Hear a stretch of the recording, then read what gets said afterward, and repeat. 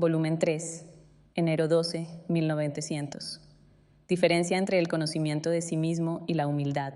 Encontrándome en mi habitual estado, mi amable Jesús ha venido en un estado que daba compasión. Tenía las manos atadas fuertemente y el rostro cubierto de salivazos, y algunas personas lo abofeteaban horriblemente. Y él permanecía quieto, plácido, sin hacer ni un movimiento, ni emitir un lamento, ni siquiera un movimiento de pestañas, para demostrar que él quería sufrir estos ultrajes, y esto no solo externamente, sino también internamente. Qué espectáculo tan conmovedor de hacer despedazar los corazones más duros. Cuántas cosas decía aquel rostro con los salivazos en él, ensuciado de fango. Yo me sentía horrorizar, temblaba, me veía toda soberbia delante de Jesús. Mientras estaba en este aspecto, él me ha dicho: Hija mía, solo los pequeños se dejan manejar como se quiere, no aquellos que son pequeños de razón humana, sino aquellos que son pequeños, pero llenos de razón divina.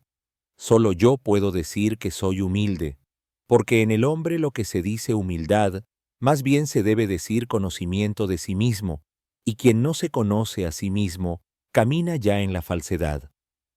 Durante algunos minutos Jesús hizo silencio y yo lo contemplaba. Mientras esto hacía, he visto una mano que traía una luz, que hurgando en mi interior, en los más íntimos escondites, quería ver si había en mí el conocimiento de mí misma y el amor a las humillaciones, a las confusiones y a los oprobios. Aquella luz encontraba un vacío en mi interior, y yo también veía que debía ser llenado con humillaciones y confusiones, a ejemplo del bendito Jesús. Oh, cuántas cosas me hacía comprender aquella luz y aquel rostro santo que estaba frente a mí. Decía entre mí, un Dios, humillado por amor mío, confundido, y yo, pecadora, sin estas divisas.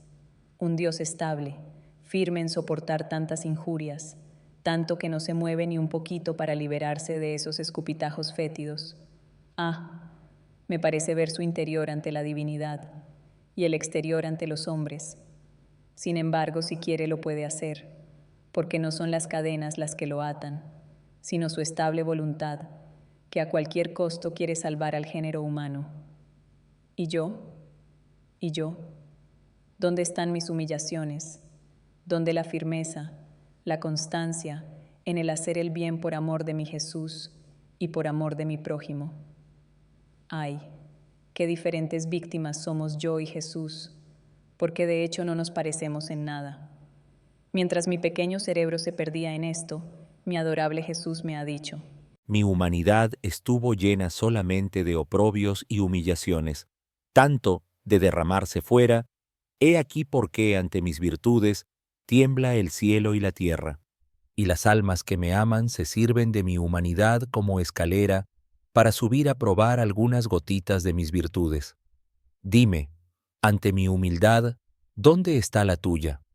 Solo yo puedo gloriarme de poseer la verdadera humildad. Mi divinidad unida a mi humanidad podía obrar prodigios en cada paso, palabra y obra.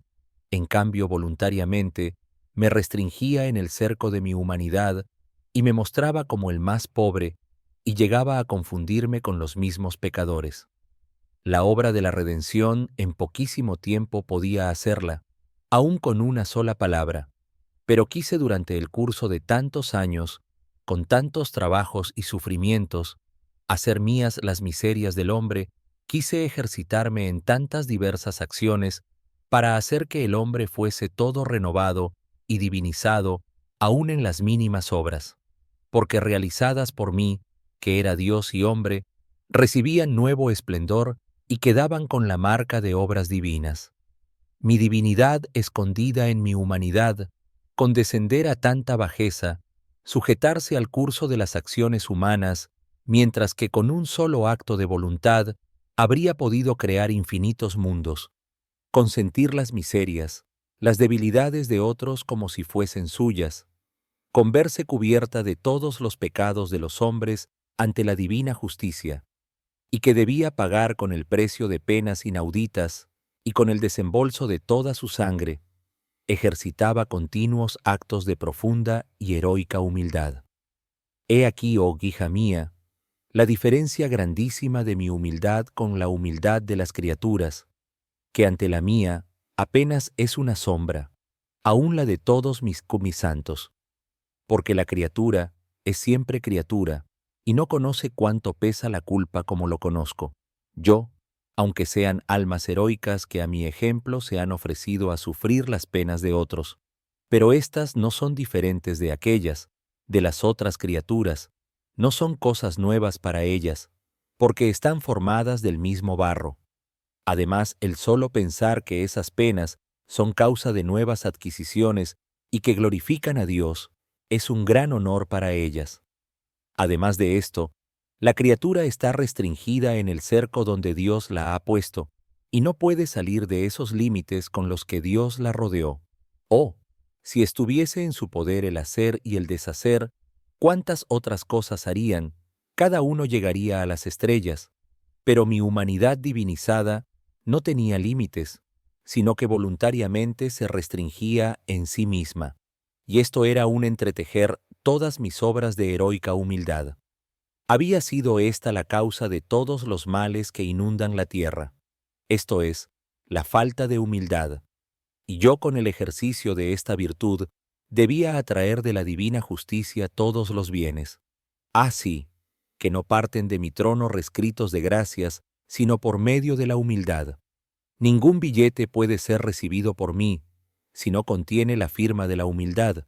Ninguna oración escuchan mis oídos y mueve a compasión mi corazón, si no está perfumada con el aroma de la humildad. Si la criatura no llega a destruir el germen de honor, de estima, y esto se destruye con llegar a amar el ser despreciada, humillada, confundida, sentirá un entrelazamiento de espinas alrededor de su corazón, advertirá un vacío en su corazón que le dará siempre fastidio y la volverá muy desemejante de mi santísima humanidad. Y si no llega a amar las humillaciones, a lo más podrá conocerse un poco a sí misma, pero no resplandecerá ante mí vestida por la bella y agradable vestidura de la humildad. ¿Quién puede decir cuántas cosas comprendía sobre esta virtud y la diferencia entre el conocerse a sí mismo y la humildad? Me parecía tocar con la mano la diferencia de estas dos virtudes, pero no tengo palabras para explicarme. Para decir alguna cosa me sirvo de una idea.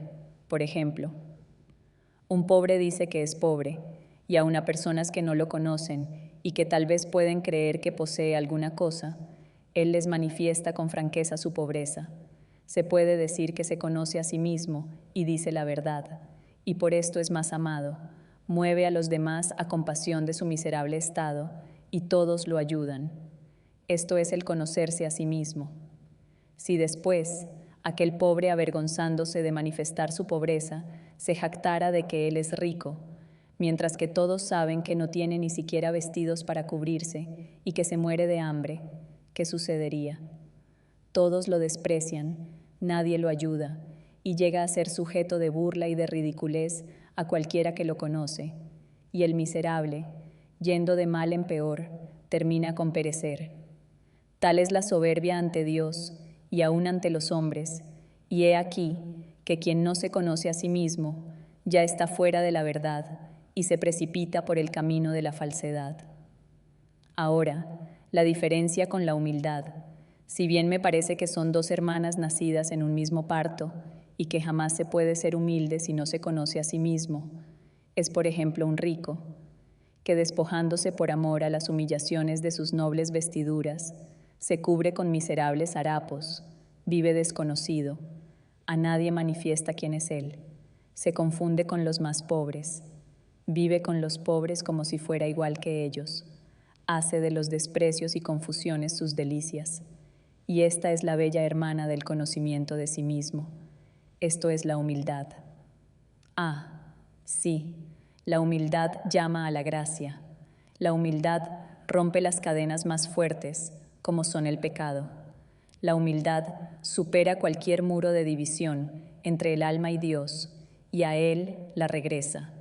La humildad es la pequeña planta, pero siempre verde y florida, no sujeta a ser roída por los gusanos, ni los vientos, ni las granizadas, ni el calor podrán hacerle daño, ni marchitarla mínimamente. La humildad, si bien es la más pequeña planta, siempre saca ramas altísimas que penetran hasta en el cielo y se entrelazan en torno al corazón de nuestro Señor. Y solo las ramas que salen de esta pequeña planta tienen libre la entrada en ese corazón adorable. La humildad es el ancla de la paz en las tempestades de las olas del mar de esta vida. La humildad es sal que condimenta todas las virtudes y preserva al alma de la corrupción del pecado. La humildad es la hierba que brota en el camino pisado por los caminantes, que mientras es pisoteada desaparece, pero enseguida se ve surgir de nuevo, más bella que antes. La humildad es como injerto noble que ennoblece a la planta silvestre. La humildad es el ocaso de la culpa. La humildad es la recién nacida de la gracia. La humildad es como luna que nos guía en las tinieblas de la noche de esta vida. La humildad es como aquel avaro negociante que sabe negociar bien sus riquezas y no despilfarra ni siquiera un centavo de la gracia que le viene dada. La humildad es la llave de la puerta del cielo, así que ninguno puede entrar en él si no tiene bien custodiada esta llave. Finalmente, de otra manera no terminaría nunca y me alargaría demasiado. La humildad es la sonrisa de Dios y de todo el empíreo, y el llanto de todo el infierno.